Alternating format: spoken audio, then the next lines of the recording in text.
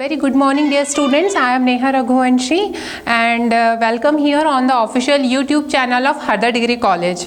Well, in our previous video, as you know that we had discussed some IMP questions for the English, and today in this video also we will be just to discuss some remaining questions, so just keep watching, okay? Well, question number 101. Which of the following is the homophone for the piece? Well, homophone already I have discussed, but those students who are now watching this video first time, I will be explain and repeat that again. The homophones are the words that have the similar sounds or the similar pronunciation, okay, but spelled different and have the different meaning. These words are called the homophones. ऐसे words जिनका pronunciation same होता है लेकिन उनके spelling अलग होती है, as well as उनका meaning भी different होता है. इन वर्ड्स को हम बोलते हैं homophones. Okay, which of following is the homophone for the piece? Options are piece, peace, all of the above या none of the above. So your correct option is C, all of the above, because both are these options are having the similar pronunciation, similar sounds. Okay.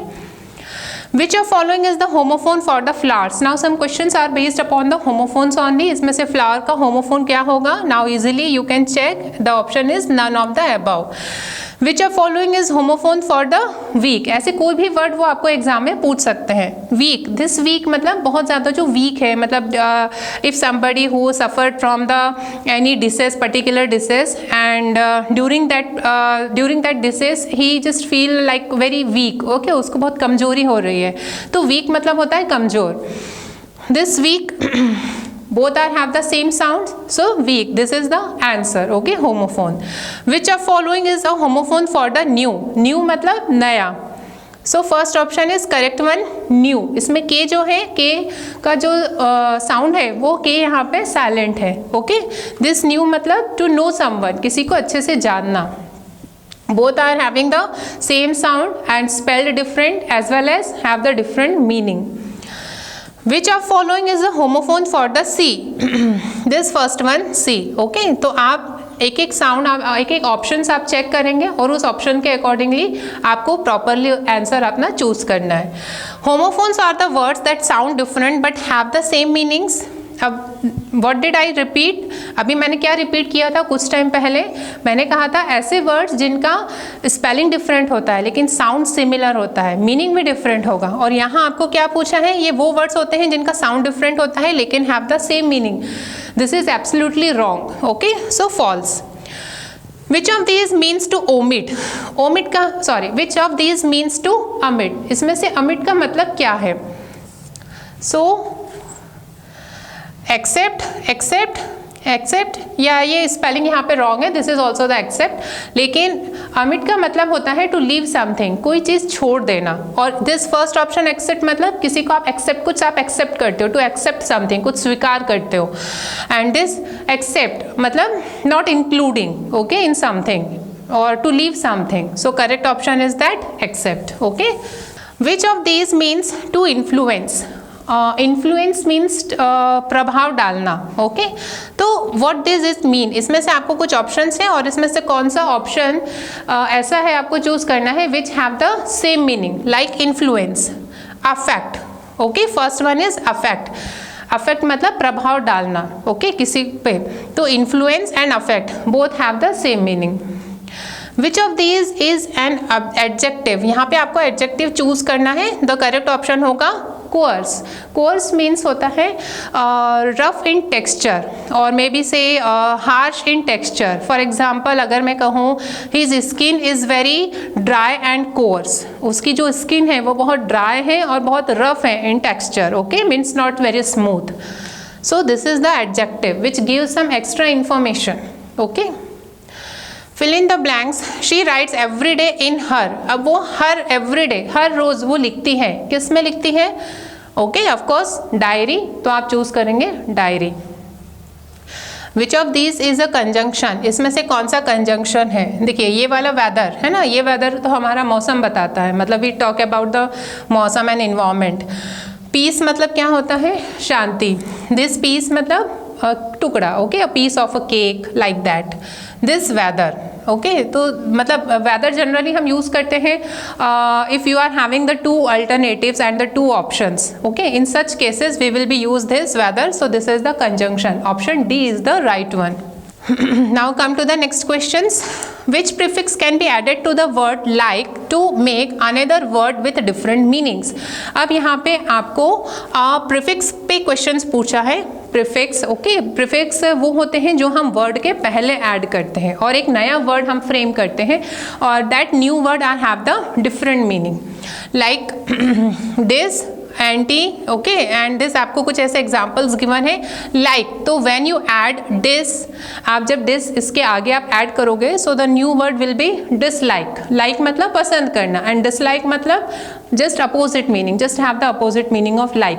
Okay, किसी को पसंद नहीं करना, dislike. Which prefix can be added to the word kind? Same question है, kind के आगे भी आपको प्रीफिक्स लगाना है. हम चूज करेंगे unkind. Okay, this is also based upon the prefix cycle. आप क्या ऐड करोगे? बाय, तो ये बन जाएगा bicycle. Okay. Which prefix can be added to the word normal? Normal आपने सुना होगा, बहुत मैंने जो वर्ड्स लिए हैं these are very basic and very common words and very familiar words. तो जब आप नॉर्मल में प्रीफिक्स ऐड करोगे it will become ab normal. Ab plus normal is equals to एब नॉर्मल.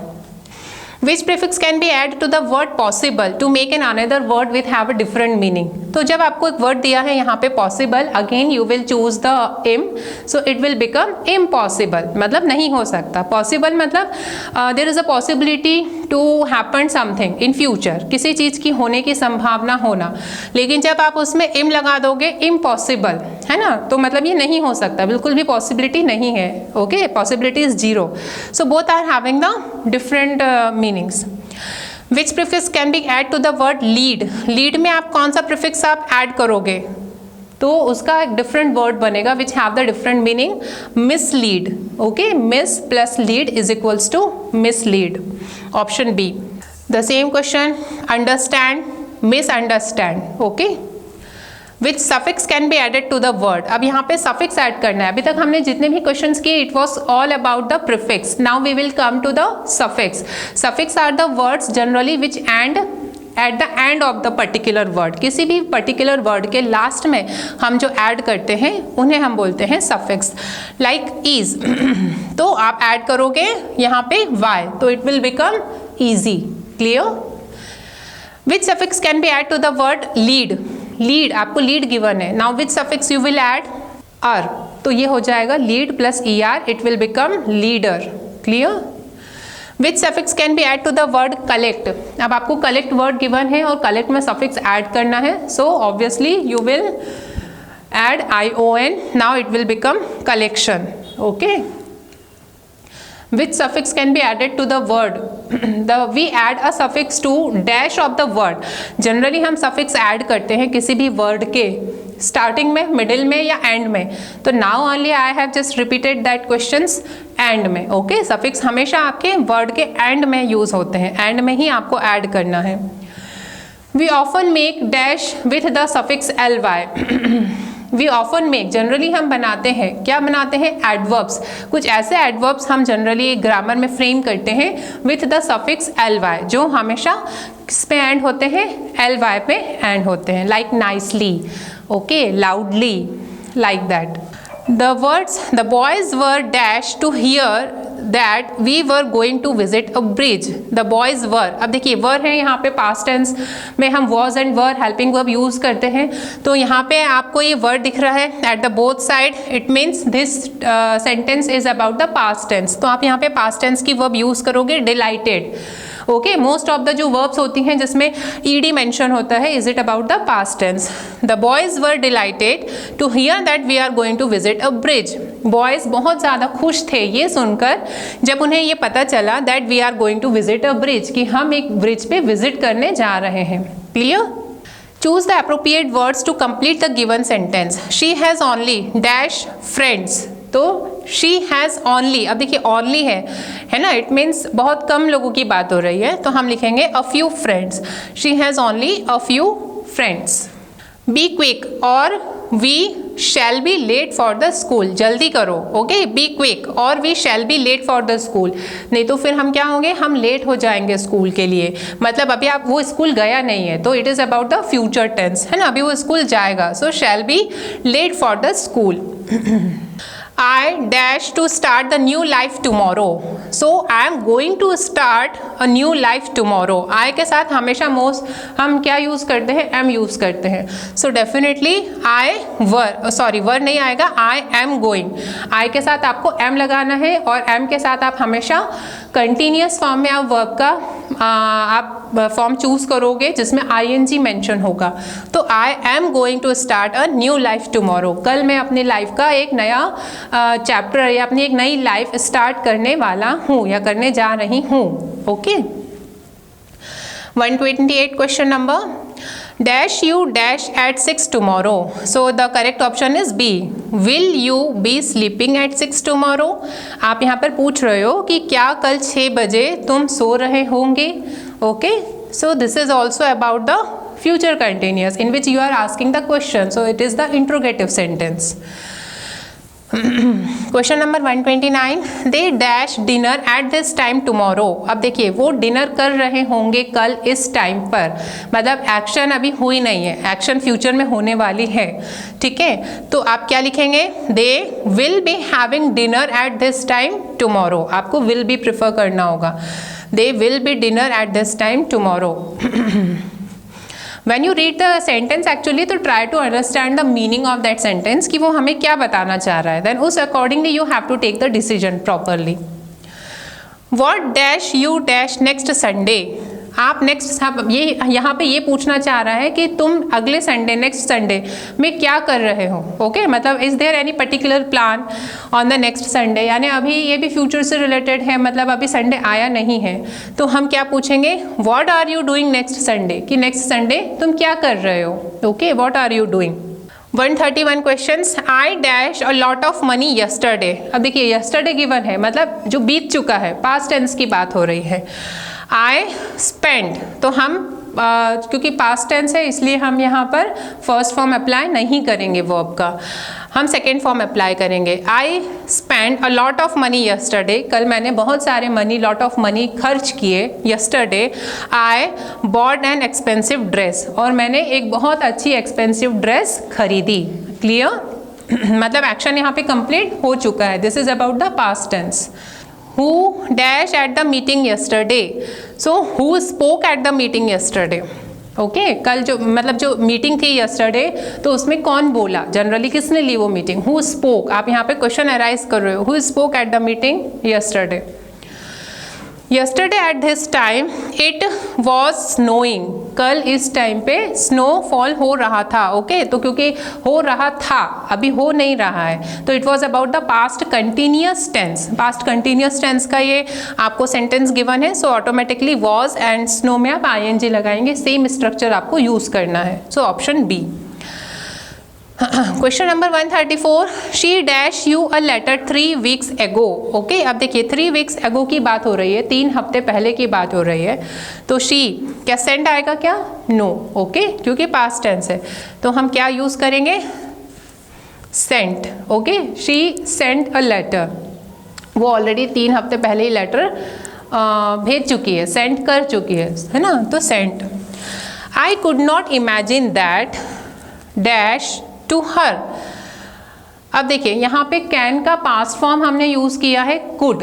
ओके, मतलब पास्ट टेंस, तो आप यहाँ पे हैज़ और हैव आप प्रेफर नहीं करोगे, आपको हैज़ और हैव का भी आपको पास्ट फॉर्म ही चूज करना होगा. Had, I could not imagine, मैं इमेजिन नहीं कर पाया या नहीं कर सका. What had happen to her, कि उसे क्या हुआ. Okay, what had happen to her. दोनों वर्ब्स आपको यहाँ पे पास्ट फॉर्म की ही यहाँ पे प्रिफर करना है. पुलिसमैन सॉ मी, पुलिसमैन ने मुझे देखा, मतलब देखने का काम कंप्लीट हो गया है. ओके, तो फर्स्ट फॉर्म नहीं आएगा, अगेन पास्ट का है, तो हम पास्ट फॉर्म की वर्ब यूज करेंगे.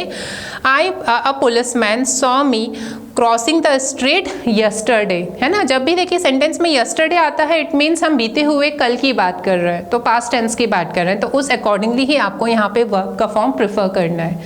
Again I am repeating. Okay, question number 137, one day the boys found a man in the forest. एक दिन जो बॉयज़ थे उन्हें एक पर्टिकुलर कोई मैन मिला है फॉरेस्ट में, ठीक है। ही अब क्या कर रहा था, he was dying, okay, he was dying. This sentence is about the past continuous tense, वह मर रहा था, he was dying.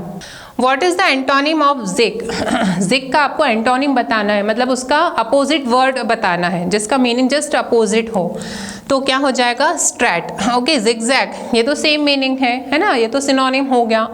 Zag, diagonal, no, the correct answer is straight, मतलब बिल्कुल सीधा, ओके। और जिगजैग मतलब क्या होता है, टेढ़ा मेढ़ा, okay.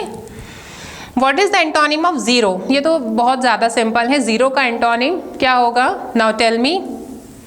Even directly I can ask 1. Clear? No doubt. Select the most appropriate antonym of the given word modest. Okay, modest का आपको यहाँ पर antonym बताना है. So what is the meaning of the modest? Have you heard this word modest before? Modest means होता है not talk much about your abilities, your actions, okay, मतलब बहुत विनम्र रहना, विनीत रहना, like that, अगर हम हिंदी में बोले तो इसका अपोजिट वर्ड क्या हो जाएगा, मतलब घमंडी, अहंकारी, okay. The person who always to be proudful about their actions and their abilities, okay. तो ये होता है इसका ऑप्शन बी, जो मैंने बताया उसका मीनिंग होता है कंसीटेड। कंसीटेड मतलब बहुत घमंड करना, अपने आप पर अहंकार करना, clear, to be very proudful on your self and your actions and your abilities, conceited. Select the most appropriate antonym of the word sink. Sink मतलब होता है डूब जाना, तो सिंक का अपोजिट फ्लोट्स। फ्लोट मतलब फ्लोट करना, पानी में तैरना।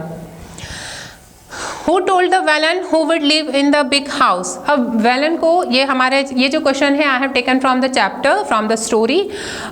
तो वेलन जो कैरेक्टर था, जो मेन कैरेक्टर था हमारे इस स्टोरी का, उसे ये भविष्यवाणी किसने की थी, किसने उसे कहा था कि वो एक बड़े से घर में रहेगा, ओके, इन फ्यूचर। तो the correct option is an astrologer. An astrologer just told to the villain कि in the future may be there is a possibility villain will be live in the big house. At what age did the villain leave the home? तो उसकी as कितना थी जब उसने घर छोड़ा? The correct option is 18, है ना। अगर आप स्टोरी पढ़ोगे so these questions are very easy for you. Now the homonym of the word sick. Actually ये जो क्वेश्चन है, नॉट द होमोनिम, यहाँ पे होमोफोन आप कर लेना, है ना, होमोफोन्स। दिस इज होमोफोन, मतलब the homophone of the word sick. Sick का होमोफोन क्या है? तो सिक, और homophone already we had discuss, okay. Okay, now the next question, Nafisa is afraid. Nafisa generally डरती है, किससे डरती है? ऑफ स्पाइडर्स, ओके, स्पाइडर्स से। तो आप यहाँ पे ऑफ प्रिफर करेंगे। आई एम वरीड, मैं बहुत ज़्यादा वरीड हूँ। अबाउट द एग्जाम, किस चीज़ को लेकर वो वरीड है, किस चीज़ की बात हो रही है? डेफिनेटली एग्जाम की बात हो रही है, तो आप यहाँ पे अबाउट लगाएंगे, about the exam. She suffers, वो सफ़र करती है, किससे सफ़र कर रही है? She suffer from a heart disease, heart disease से, दिल की बीमारियों से, है ना। तो आप यहाँ पे फ्रॉम का यूज़ करेंगे। ही इज़ इंटरेस्टेड, वो काफ़ी इंटरेस्टेड है। अब किस में इंटरेस्ट है उसे, है ना, वो यहाँ पे मैटर करता है। तो हिस्ट्री में, तो किसी चीज़ में अगर इंटरेस्ट है, मतलब ऑलरेडी वो इंटरेस्टेड है उस चीज़ के रिगार्डिंग, तो हम यहाँ पे इन प्रीपोजिशन यूज़ करेंगे। She is interested in history, he is interested in mathematics, I am interested in English, like that, okay. और आप भी अपना इंटरेस्ट मुझे बताइएगा कि in which thing you are interested. Green pepper, what is the meaning of green pepper? It means हरी मिर्च, okay. It is very rich in vitamin C, okay. In आप जो ग्रीन पेपर है, it's very rich in, again आपको यहाँ पे in preposition select करना है। What is the cause dash the problem? So what is the cause of the problem? इस problem का कारण क्या है? Okay, so we have successfully completed the overall 150 questions. I hope now all the questions you have understood very well. So thank you students for watching. Now I am signing off.